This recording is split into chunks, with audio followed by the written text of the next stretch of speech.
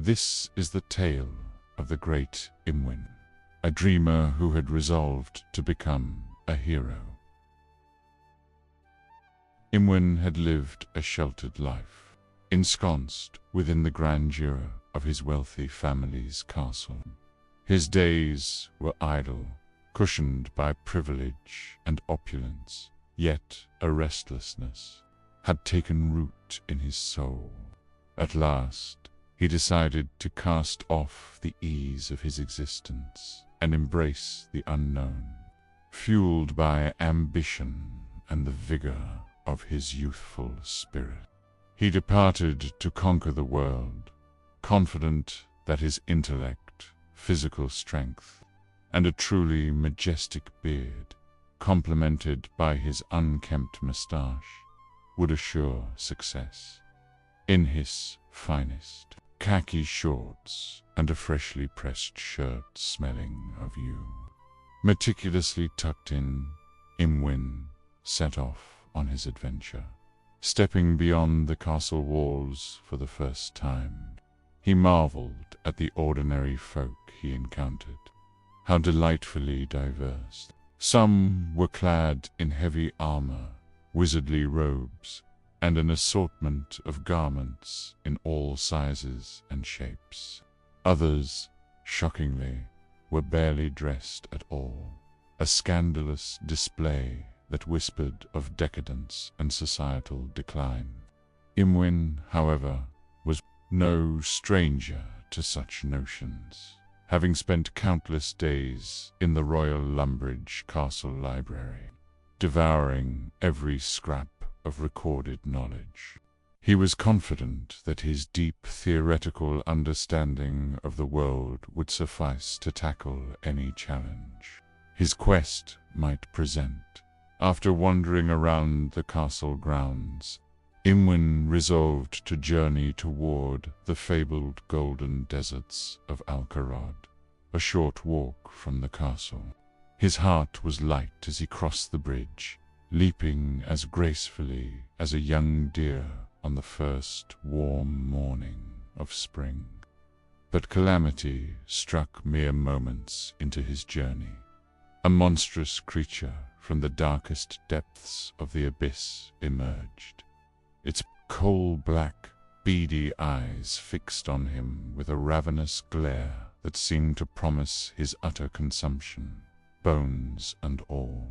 A demon king, surely, Imwyn thought. Paralyzed with terror, fleeing for his life, he ran as fast as his legs could carry him. To the church, he thought. I'll find sanctuary there. But the church doors were locked. Breathless and trembling, he circled to the riverside of the church, collapsing in exhaustion. The harrowing ordeal had drained him of strength. Overcome by despair, he wept bitterly, his sobs echoing the cruelty of a world that had already bared its fangs at him. When his tears subsided, a faint memory surfaced. He recalled the bread given to him by the castle cook as provisions for his journey. He devoured it eagerly, the simple sustenance soothing his frayed nerves. Reinvigorated, he wandered to the riverbank, where he spotted a duck swimming peacefully. The sight stirred a cherished memory of a young starling he had once cared for as a child. This tender recollection reignited his resolve, and he vowed to continue his journey, undeterred by the harshness of the world. He stumbled upon a quaint village shop that seemed to promise the supplies he needed. A proper adventurer requires tools. After all, a knife, some rope, perhaps even a sturdy axe to replace the rusty one the housekeeper had begrudgingly lent him. The shop's rustic charm exuded a kind of pastoral romance. Inside, however, the shopkeeper eyed Imwyn's khaki-clad, aristocratic figure with disdain and scoffed audibly. Undeterred, Imwyn approached with purpose and demanded, "I require a knife, rope, and an axe. We're not some grand Greek Cowran hypermarket where you snap your fingers and get what you want." The shopkeeper replied dryly, "Knives, we have 7 coins. Pay for them." "Absurd," Imwyn asked, raising his voice. "Do you not know who I am?" "Well, you're clearly not a paying customer," the shopkeeper quipped, smirking as he exchanged a glance with his assistant, who stifled a giggle behind his hand. "Such insolence! This affront shall not be forgotten.